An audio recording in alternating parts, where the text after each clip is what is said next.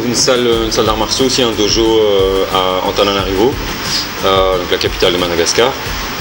Donc on est dans une des salles où Edouard donne cours. Donc Edouard, c'est celui qui m'a invité ici pour donner le stage.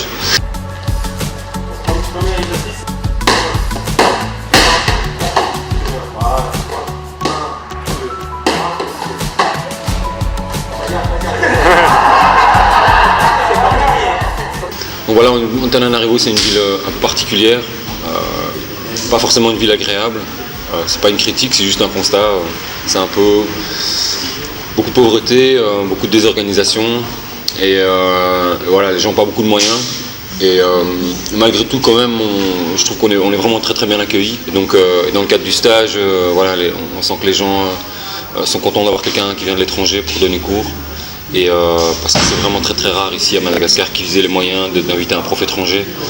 C'est ce qui fait que je me sens bien, malgré le fait que c'est pas forcément un cadre idyllique. Enfin voilà, mais c'est pas pour ça que je viens non plus ici. Quand je suis en ville ici, c'est vraiment pour enseigner, c'est vraiment pour rencontrer les gens, c'est vraiment pour partager ma passion et puis essayer de les aider un peu à évoluer, à progresser dans la pratique. Ouais.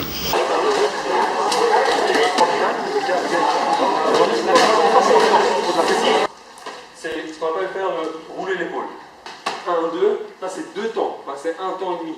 Okay. Et maintenant c'est 1 temps. Je rentre simultanément ici. Okay. Je suis là, je suis toujours prêt. Ça peut partir à n'importe quel moment. Restez dynamique. Voilà. Maintenant essayez de ne pas faire 1, 2, 3. Okay, ça passe. 1, 2, 3, 4, 5. Okay. Ça c'est important.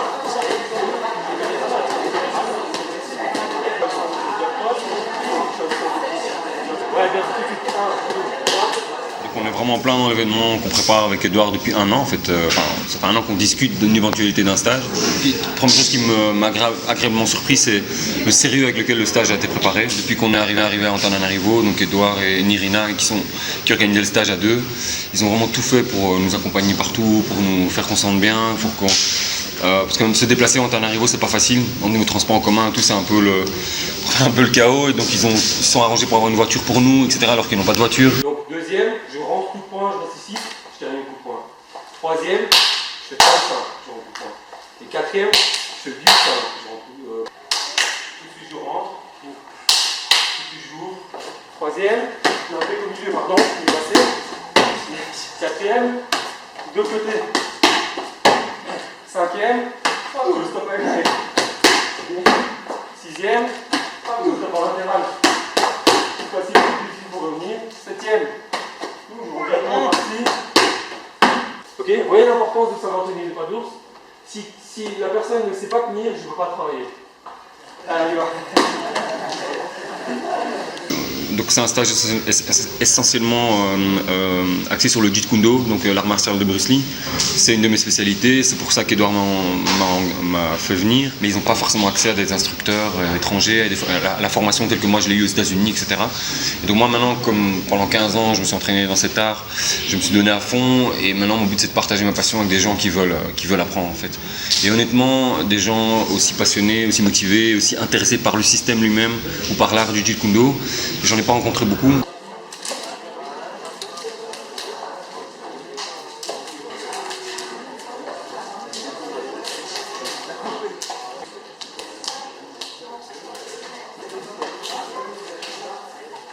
Donc je viens répondre réellement à une demande. Et du coup on voit que l'enthousiasme des gens, c'est ce qui me frappe, c'est leur enthousiasme et le sérieux et l'engagement qu'ils ont dans l'entraînement. Donc j'ai fait un peu de connaissance avec eux avant, j'ai un peu testé leur niveau et là maintenant je leur ai surtout donné beaucoup de matière. J'ai passé un très bon moment, j'étais bien. Je pense que quand je suis détendu ça se voit tout de suite. Je fais aussi plus de blagues, d'humour, etc. Voilà, pour moi ça fait partie de l'enseignement aussi. Et j'aime bien mettre les gens à l'aise. Parfois ce qu'il y a c'est qu'ils sont très respectueux. Alors, quand c'est trop respectueux, moi ça me met un peu mal à l'aise parfois. Donc j'essaie de rétablir une relation humaine un peu égale, de les détendre. Moi, eux ils font en sorte que je me sente bien, moi je fais en sorte de les détendre un petit peu. Et du coup ça crée une chouette dynamique dans le stage.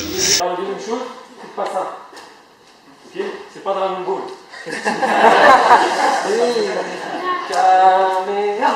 Voilà, la position des mains est importante. Faites pas ça. Okay, c'est pas comme ça, c'est vraiment, je suis ici, c'est là, c'est vraiment ici. Donc ce que je vais faire maintenant, au lieu d'attaquer en revers, je vais attaquer en tranchant. Ok, tranchant. Voilà, vive-le.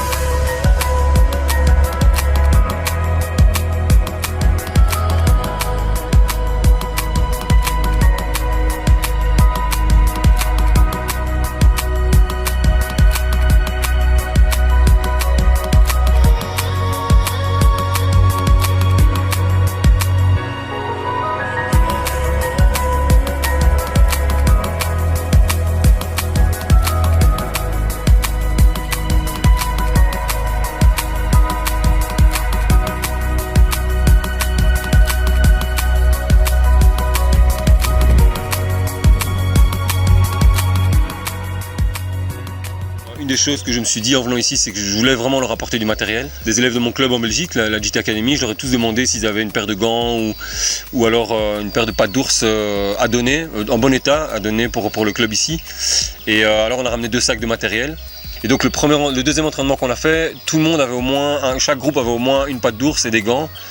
Et on a vu que ça a complètement changé leur façon de s'entraîner. Parce que c'est vrai que sans gants, sans patte d'ours, au final on s'entraîne sans contact parce qu'on ne va pas se blesser. Et donc on va laisser tout le matériel ici. Donc ils pourront vraiment s'entraîner, donc évidemment progresser. Parce que en Jeet Kune Do, la partie pied-point, kickboxing, ça se travaille vraiment avec gants de boxe et pattes d'ours, quoi.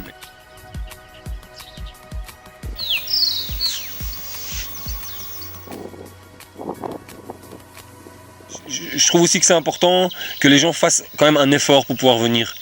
Que ce ne soit pas juste moi qui débarque et qui offre tout, quoi. Il faut aussi qu'il y ait une implication des gens. Malgré tout, parfois le côté financier fait en sorte qu'on s'investit plus et qu'on est plus motivé. Et c'est pour ça qu'on a organisé ça longtemps à l'avance. On a décidé de la date 6 mois à l'avance. Et j'ai vraiment, comme moi j'ai jamais été ici, j'ai vraiment discuté avec Edouard pour avoir le prix le plus juste possible pour les gens. Ouais. Et si vraiment certains ne pouvaient vraiment pas venir, alors on leur propose une aide. Ouais. Ici on a trouvé un compromis qui convenait à tout le monde et qui m'a permis de venir et d'avoir du temps aussi pour faire autre chose que simplement donner le stage. Et donc du coup il y a un autre club qui m'a contacté, un club de Cali et Silat. Et là je vais donner un stage aussi de Cali et de Silat.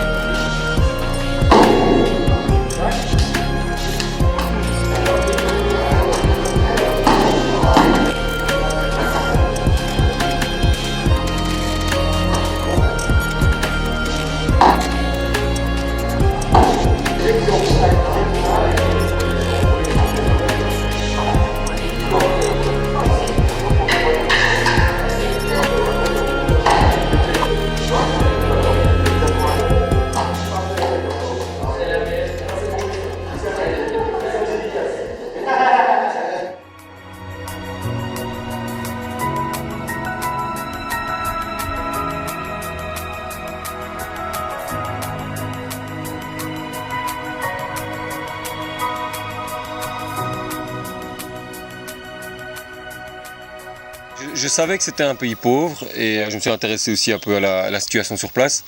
Donc j'avais déjà vu pas mal de reportages, etc. Donc ça m'a pas surpris. Mais c'est vrai que voilà, il y a un côté quand même assez dépaysant et assez déconcertant quand on est sur place. Vivre dans un pays comme ça ne doit pas être facile, quoi. Donc voilà, pour les côtés un peu plus dépaysants. Et donc le dépaysement, il vient du côté naturel magnifique, mais il vient aussi du fait qu'on est dans un pays vraiment où les gens vivent, beaucoup de gens vivent sous le seuil de pauvreté. Et donc voilà, on ne peut pas être indifférent à ça, quoi. Dans la région ici, on est à Andasibe, donc c'est une région où il y a un parc naturel avec une faune et une flore vraiment typique de Madagascar. Donc voilà, comme la plupart des gens savent, Madagascar c'est une île. Et donc il y a des choses qu'on ne trouve que à Madagascar.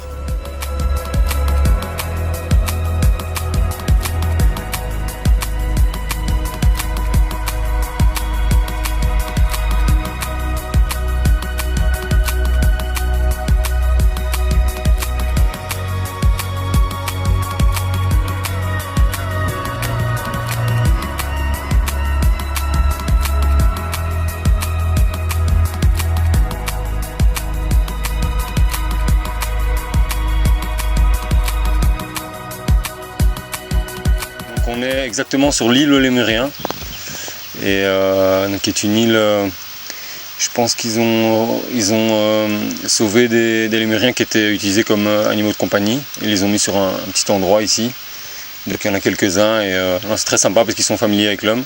Ouais, donc un lémurien c'est un primate, donc c'est probablement la forme la plus primitive des primates, donc c'est la même famille que nous en fait, la même famille que les hommes. Et c'est vrai que j'ai une affection particulière pour les lémuriens depuis que je suis petit.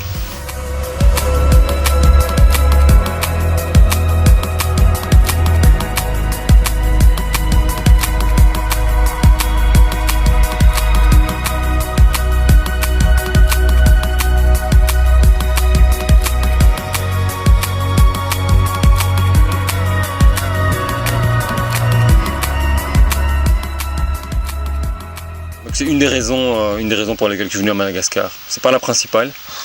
Non, si, c'est 50-50, je dirais. La première, c'était pour venir faire un stage. Et la deuxième, c'était pour visiter le pays et puis profiter que je puisse voir quelques petits lémuriens.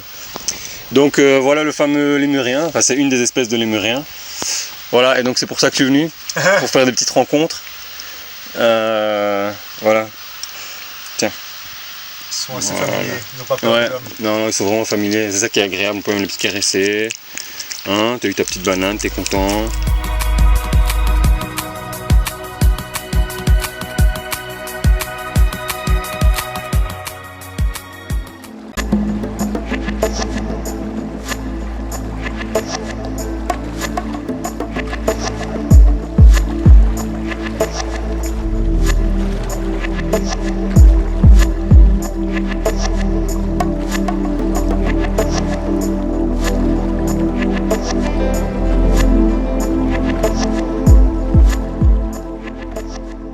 Donc ici on est à Nosy Be qui est dans le nord de Madagascar. Là c'est très aéré, c'est une île, il fait super beau.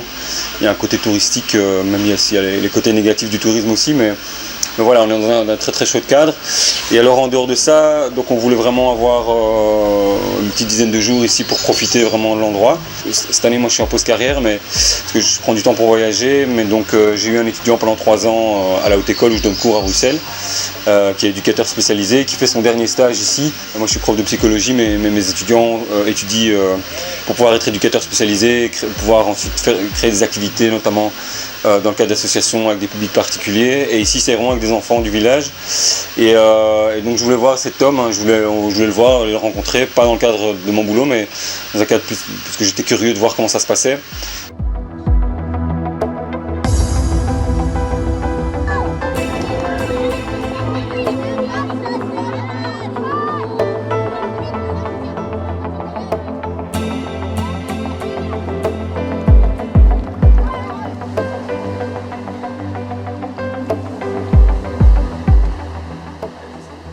En fait, je suis grandi avec des gens qui viennent de différents pays et sont pour lesquels je voyage, c'est pour découvrir un peu. J'aime bien rencontrer des gens qui ont une origine étrangère ou même dans mon pays, m'intéresser à d'autres cultures et d'autres façons même d'autres langues, etc. Enfin voilà, d'autres façons de vivre. Et alors, ce qui est intéressant, c'est qu'hier on a été voir un match, enfin un gala ou un événement de boxe local. Et donc un vrai événement de boxe quoi, avec des règles particulières, avec des danses qu'ils font avant de boxer, avec une très bonne ambiance, une ambiance assez bon enfant. Même si les combats se font pratiquement à main nue, donc c'est quand même assez violent. On peut se prendre un mauvais coup, mais je trouvais ça assez sympa à observer. Je connaissais pas en fait. Donc c'est des vrais combattants, des gens qui s'entraînent pour ça, des gens qui combattent et des gens qui se donnent en spectacle aussi pour faire plaisir aux gens tout simplement.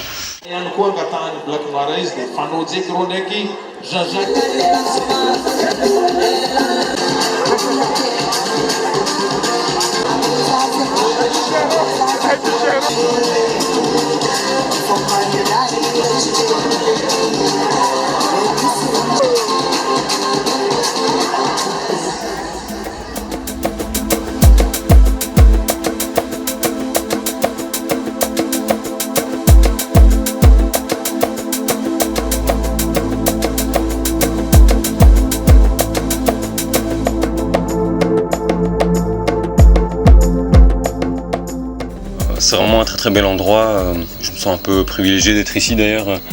On est au nord de l'île, à 300 mètres de la mer, dans un cadre naturel assez exceptionnel. Je suis vraiment pour découvrir le pays et aussi pour profiter simplement, profiter des endroits et se poser à un endroit. J'aime bien prendre du temps de me poser dans un endroit que j'aime bien, pas faire le maximum de trucs tous les jours. Mais juste être là, être bien, j'en profite pour lire aussi. J'ai pas beaucoup de temps de lire quand je suis en Europe parce que j'ai une vie assez active.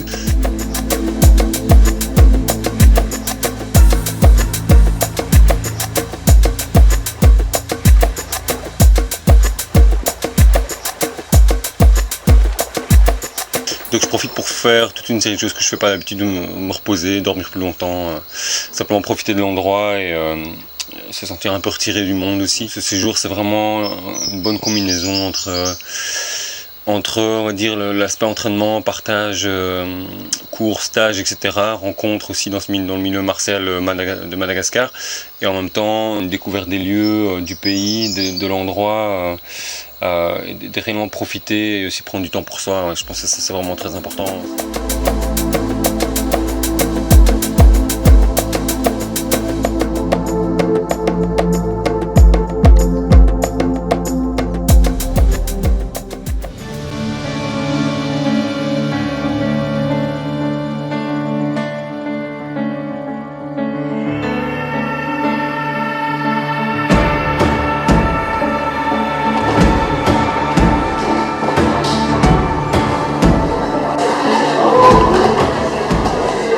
Et aujourd'hui, on va travailler plutôt la partie self-défense. Et alors, tout ce qui est clé, étranglement, amené au sol.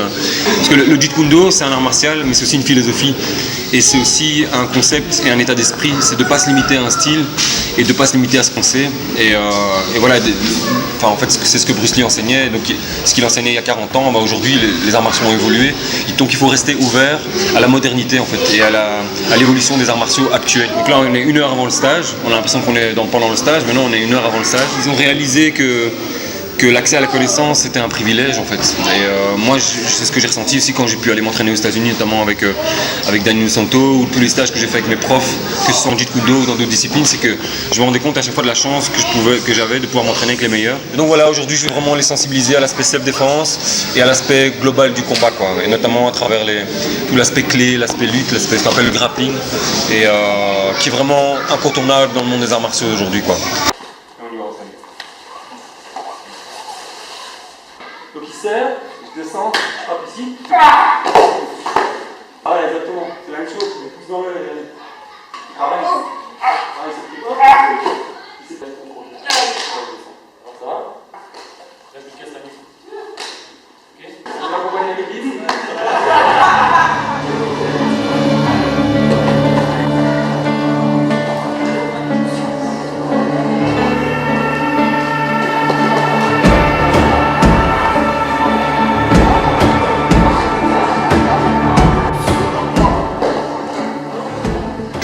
Quand on est prof, que ce soit moi dans mon boulot comme prof de psychologie ou comme prof d'arts martiaux, moi ce que j'adore c'est donner cours à des gens qui ont envie d'apprendre. Voilà, et c'est ça le plus gratifiant. Honnêtement, dans tout ce que je fais dans mon métier tourne autour, dans ma vie, beaucoup de choses tournent autour de l'enseignement. Et quand j'ai des gens qui ont envie d'apprendre et qui apprennent ou qui répètent ou qui étudient ou qui travaillent sans qu'on leur demande et qui redemandent encore de l'information, bah ça c'est génial, franchement. Donc c'est top. Donc, par rapport à ça, honnêtement, moi je leur ai dit, par rapport à l'Occident, vous êtes un cran au-dessus.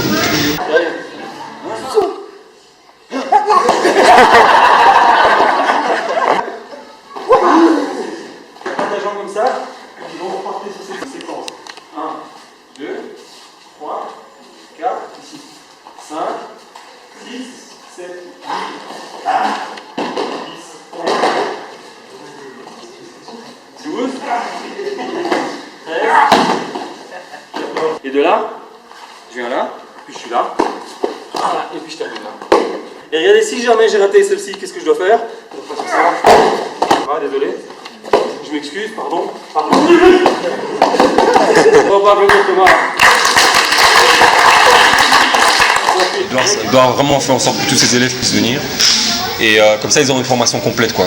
Et après, ils auront de la matière pour plusieurs mois. Et puis quand je reviendrai, j'espère qu'ils auront tous progressé et que je pourrai aller encore plus loin. Voilà, c'est comme ça que ça marche. Ça se fait sur plusieurs années. Après, je ne sais pas quand je reviendrai, mais je pense que je reviendrai. Ouais, parce que, en tout cas, dans le cadre de mon boulot d'enseignant ou dans le cadre de ma vocation de prof d'arts martiaux, c'est le genre de choses que je recherche.